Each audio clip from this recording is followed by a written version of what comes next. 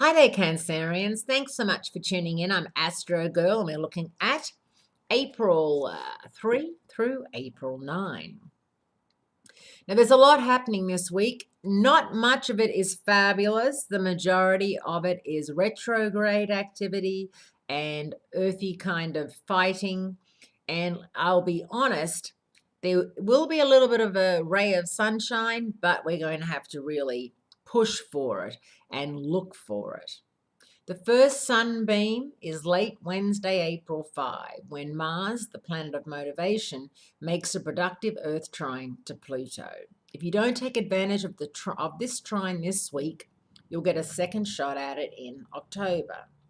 There's big news early the next day, April 6, when Saturn goes out of phase. The good news about the Saturn retrograde is that success will be yours if you buckle down and tackle any unfinished business.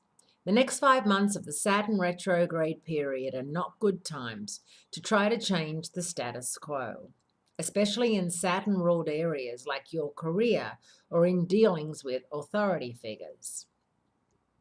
There's another day of sunshine expected Friday, April 7, when Jupiter sits opposite the Sun. This restless face-off occurs once a year, bringing with it a general feeling of optimism, depending on how Jupiter is configured in your natal chart, meaning where it is. Is it in Scorpio? Is it in Pisces? Is it in Libra or Aries? You know, it's important that you know these things. If you don't have your natal chart done, please order one. I have them on my website, astrogirl.com.au, and you can order your natal chart and you can always look at it. Where is your moon? Where's Venus? What is your rising sign? Where is Mars? You know, it's really interesting to know. And then what I tell you makes a lot more sense. So it can open the door to travel and broadening your perspective through higher education.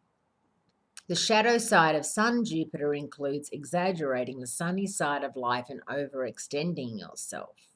A dark cloud is on the horizon on Saturday, April 8, when Venus makes the second of 4 squares with Saturn.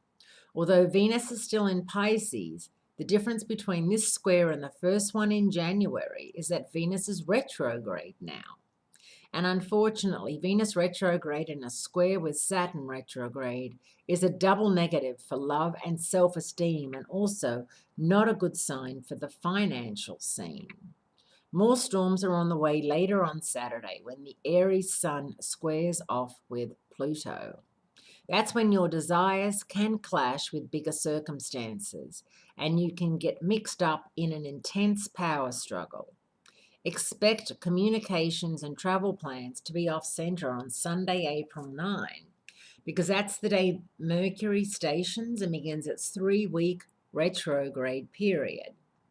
Although Mercury retrograde is an unfavorable time for signing contracts and starting new projects, it's perfect for reviewing the past, reclaiming the present, and researching the future.